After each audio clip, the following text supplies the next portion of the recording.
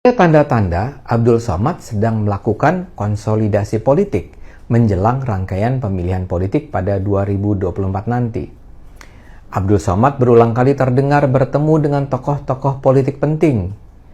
Dia sendiri sih hampir pasti tidak berniat maju ke gelanggang pertarungan.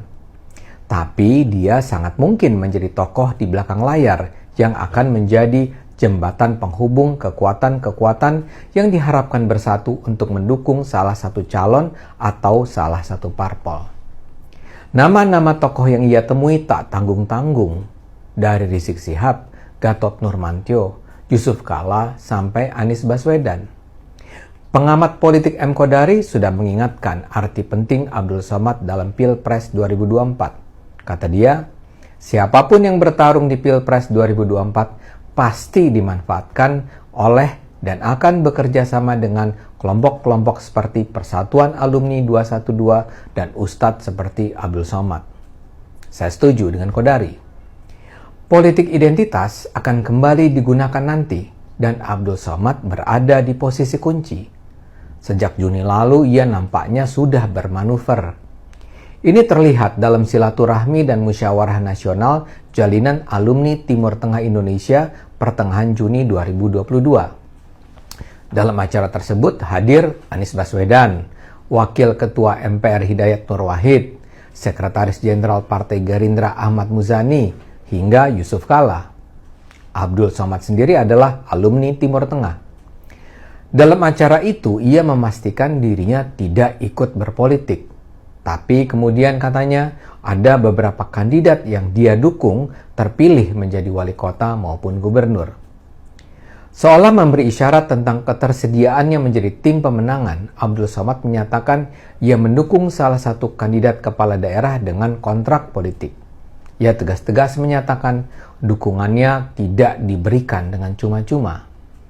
Salah satu syarat katanya adalah membangun rumah Quran jika nantinya kandidat terpilih. Kandidat yang didukungnya harus membangun sekolah tahfiz Quran, rumah Quran, kemudian sholat berjemaah, wajib dan mengaktifkan zakat. Di awal Agustus ia hadir dalam Tablik Akbar Kabupaten Langkat, Sumatera Utara. Ia tampil bersama Gubernur Sumut Edi Rahmayadi. Sekitar 10 ribuan jemaah hadir di sana. Safari politiknya terlihat jelas pada Agustus. Safarinya tidak disiarkan secara besar-besaran di media, tapi dia memanfaatkan salah satu media yang sangat efektif menjangkau publik, media sosial. Perjalanannya terus diupdate di Instagramnya. Dia mula-mula mendatangi kediaman Ketua Majelis Syuro PKS Salim Segaf Al-Jufri. Dari sana dia menemui Rizik Syihab di markas mantan FPI. Dikabarkan dalam kunjungan itu, Abdul Somad sempat berbicara empat mata dengan Rizik. Tidak ada penjelasan tentang isi pembicaraan. Kesan yang ia tampilkan pada publik adalah itu merupakan pertemuan kekeluargaan. Pada momen itu Abdul Somad membawa anaknya Sami Ahmad Mesbahi Ibadillah yang masih berusia 6 bulan. Dalam video yang disebar melalui media sosial, Rizik tampak menggendong dan mendoakan bahkan mentahnik Sami. Tahnik adalah salah satu sunnah yang dilakukan oleh Nabi Muhammad kepada bayi yang baru lahir.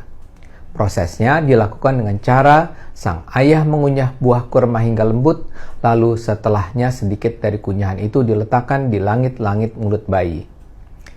Abdul Somad mengaku pertemuannya dengan Rizik Syihab adalah bentuk silaturahmi terhadap keturunan Rasulullah. Dia percaya menyambung silaturahmi dengan keturunan Nabi Muhammad akan membawa orang itu ke dalam surga. Dia juga memuji-muji Rizik sebagai tokoh yang melawan kemungkaran. Setelah bertemu Rizik, Abdul Somad menemui Yusuf Kala dan mantan Panglima TNI Gatot Nurmantio.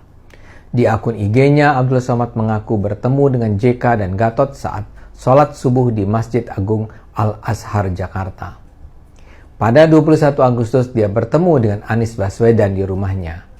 Ia juga bertemu dengan Profesor Aliyah Rashid Baswedan yang tak lain adalah ibunda Anies Baswedan dan istri Anies, Ferry Farhati.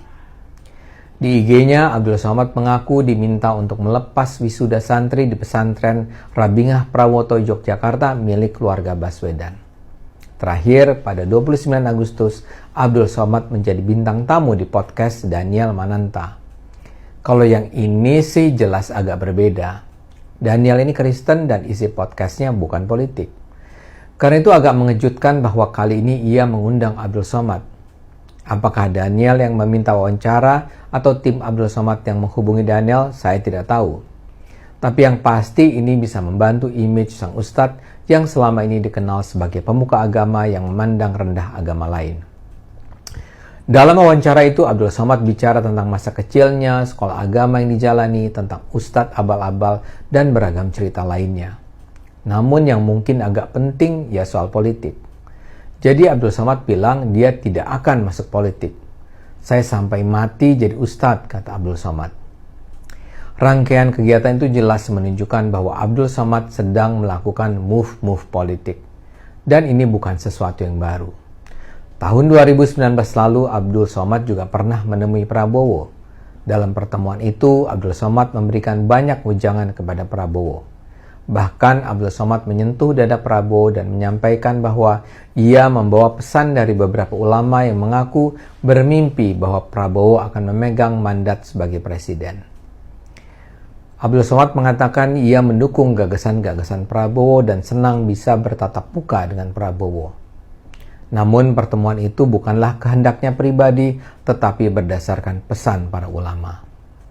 Saya mengikuti ijtima ulama, kata Abdul Somad. Ada 3 orang yang menyarankan saya untuk bertemu Pak Prabowo. Mereka semua bermimpi bahwa Pak Prabowo akan menjadi presiden. Kali ini Prabowo nampaknya sudah berlalu. Sangat mungkin kandidat yang akan ia dekati adalah Anies. Seperti dikatakan, Abdul Somad berpotensi menjadi salah satu kunci dan masyarakat perlu berhati-hati. Ayo gunakan akal sehat, karena hanya kalau kita gunakan akal sehat, negara ini akan selamat.